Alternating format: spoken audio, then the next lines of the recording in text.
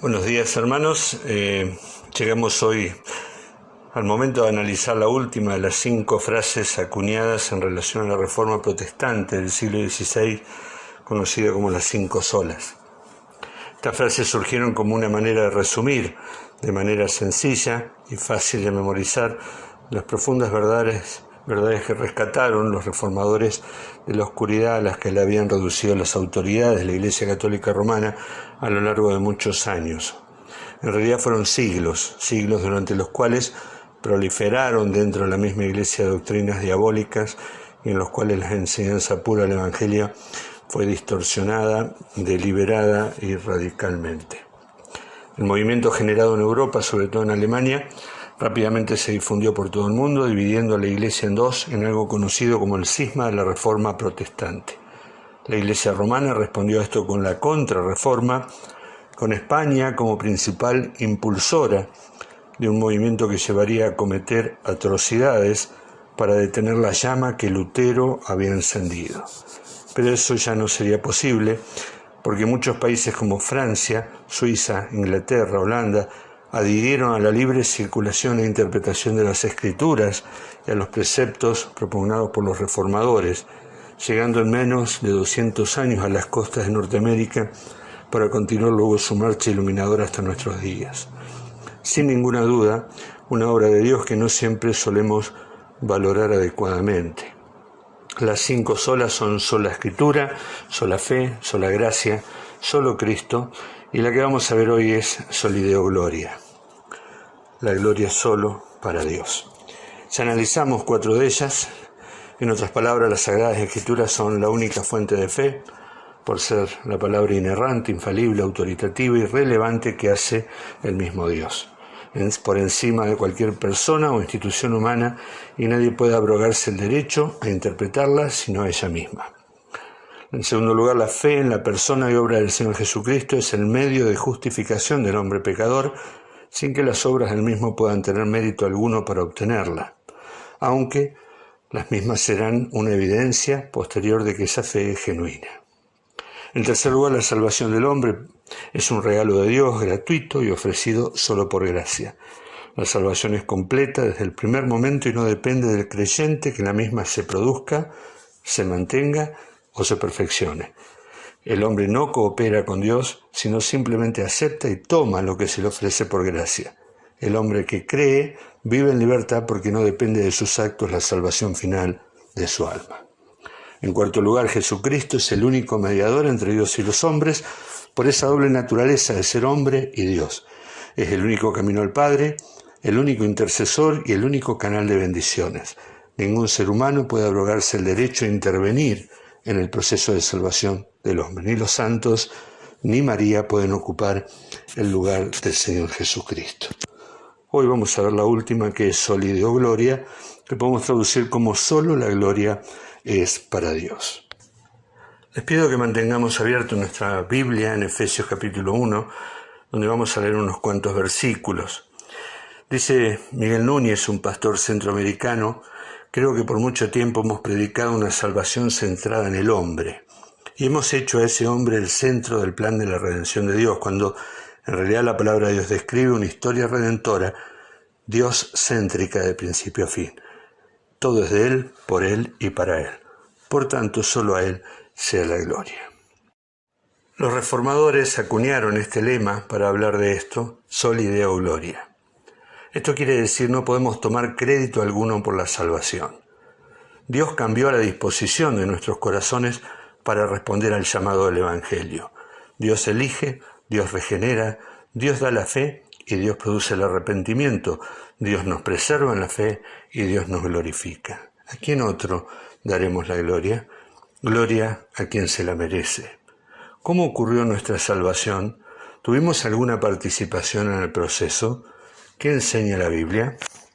Voy a leer un pasaje que no me pertenece, que pertenece a un libro que fue escrito precisamente en relación a los 500 años de la Reforma Protestante. El libro se llama De vuelta a Cristo, celebrando los 500 años de la Reforma, y tiene escritos de varios pastores. La cita se basa en Efesios capítulo 1, verso 13 al 14, y dice así: aquí tenemos uno de los textos más gloriosos con respecto a la salvación. En el mismo, el apóstol Pablo hace una especie de desglose con respecto al papel de cada una de las personas de la Trinidad. Primero nos enseña que Dios el Padre nos ha bendecido con toda bendición espiritual en los lugares celestiales en Cristo, verso 3. Dice que el Padre nos escogió antes de la fundación del mundo, verso 4, y nos predestinó para ser adoptados como hijos suyos mediante Jesucristo, verso 5. El versículo 6 entonces explica por qué lo hizo: para alabanza de la gloria de su gracia, que gratuitamente impartió sobre nosotros en el amado. Honor a quien honor merece, por el maravilloso plan de salvación y el maravilloso amor eterno con el que hemos sido amados desde antes de la fundación del mundo, Soli Deo Gloria. Por la elección y predestinación de la que hemos sido objetos, Soli Deo Gloria. Por haber sido adoptados por Él y haber sido hechos sus hijos sin merecerlo, Soli Deo Gloria. ¿A quién más hemos de atribuir ese honor? Todo trofeo y placa de reconocimiento, toda acción de gracias es para el Señor. Luego Pablo nos habla del rol de Dios el Hijo. Nos dice que todo lo realizado por el Padre fue hecho en base al mérito del Hijo. Por eso habla de lo que recibimos, de que recibimos toda bendición en Cristo, quien nos escogió en Cristo y que nos adoptó mediante Jesucristo. Sin Cristo no hay nada. Pero ahora nos dice de manera explícita en el versículo 7 que en Él tenemos redención mediante su sangre, el perdón de nuestros pecados según las riquezas de su gracia. Honor a quien honor merece, por el hecho de que alguien perfecto estuvo dispuesto a ocupar nuestro lugar en la cruz del Calvario y poner en nuestra cuenta su justicia, Soli Deo Gloria. ¿A quién más daremos honor por ello? No podemos decir que la compramos porque el precio fue su sangre. No podemos decir que lo merecemos. Entonces, ¿cuál es el propósito o la intención de que la salvación sea de esta manera?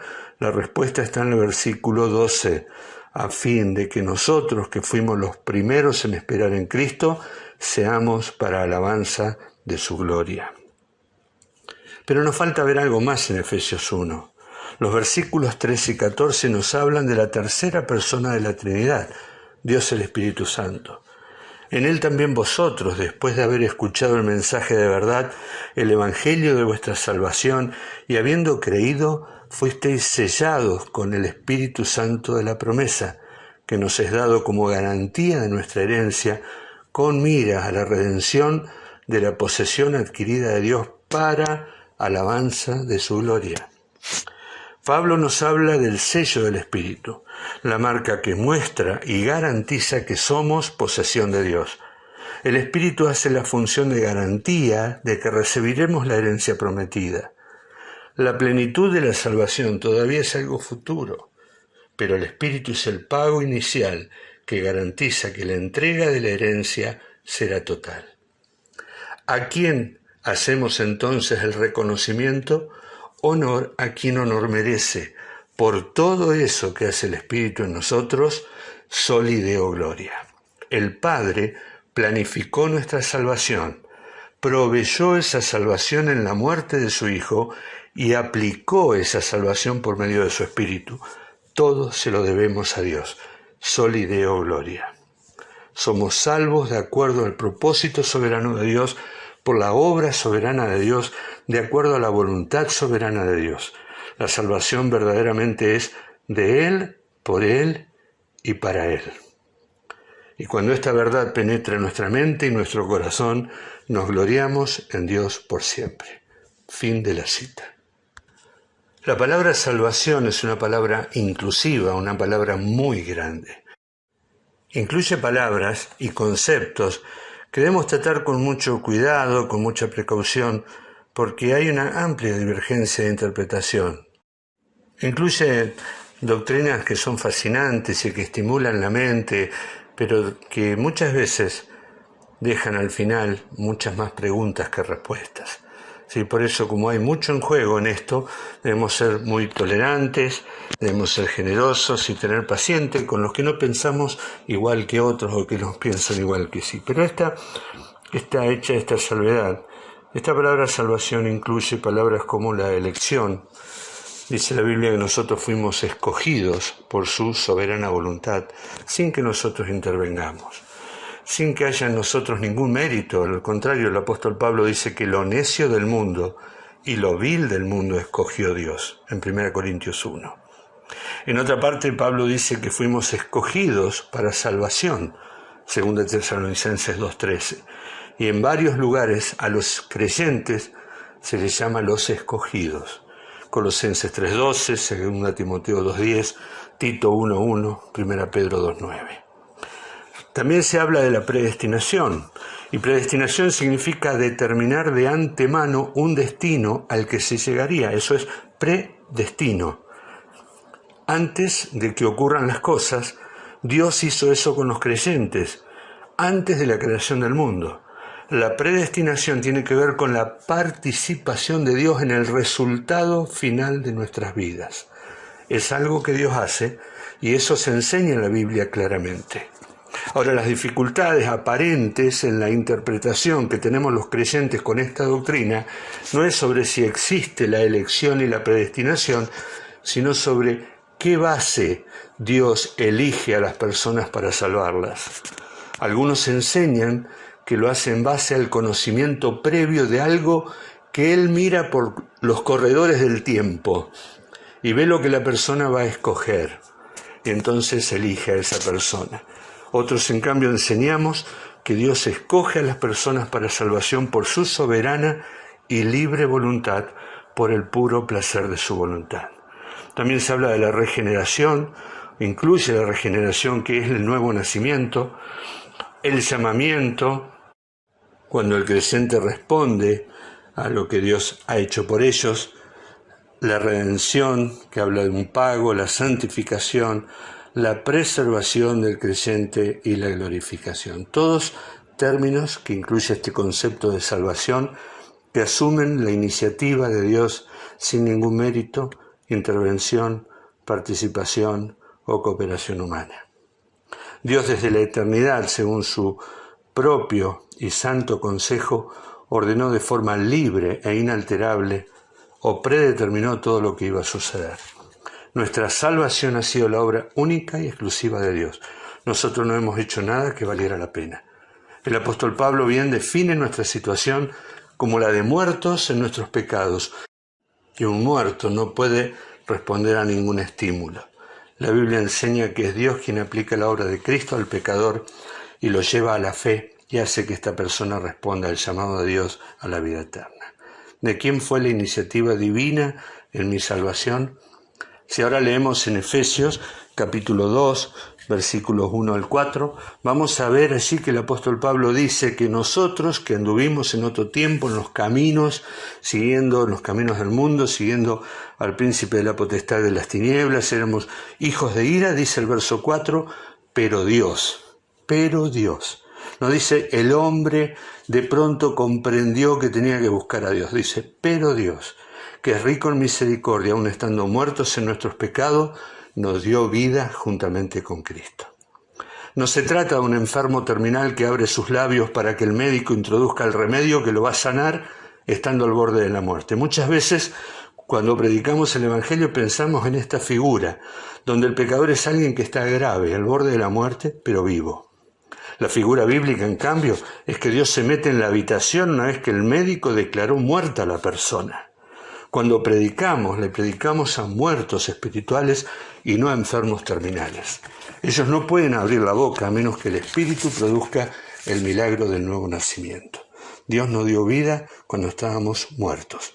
Una vez que el muerto recupera la vida, entonces responde en obediencia a la fe, abrazando la cruz y arrepintiéndose de sus pecados.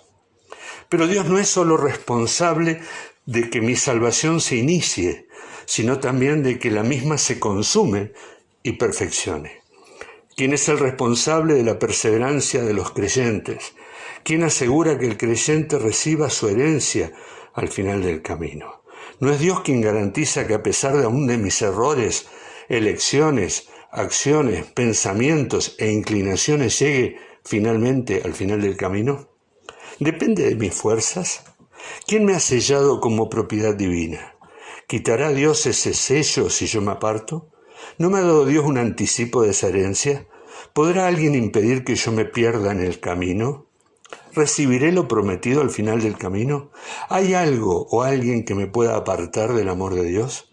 Pedro dice que la herencia está guardada para nosotros y que nosotros estamos guardados por el poder de Dios. Soli Deo Gloria reconoce que solo la gloria de todo lo que somos, tenemos, seremos o tendremos por toda la eternidad, solo le pertenece a Dios. Termino estas sencillas reflexiones con la lectura de otra porción de las Escrituras. El apóstol Pablo no puede dejar de exclamar con gran asombro en Romanos capítulo 11, verso 33. ¡Oh, profundidad de las riquezas, de la sabiduría y de la ciencia de Dios! Cuán insondables son sus juicios e inescrutables sus caminos, porque ¿quién entendió la mente del Señor? ¿O quién fue su consejero? ¿O quién le dio a él primero para que le fuese recompensado? Porque de él, y por él, y para él son todas las cosas. A él sea la gloria por los siglos. Amén. Que el Señor nos bendiga.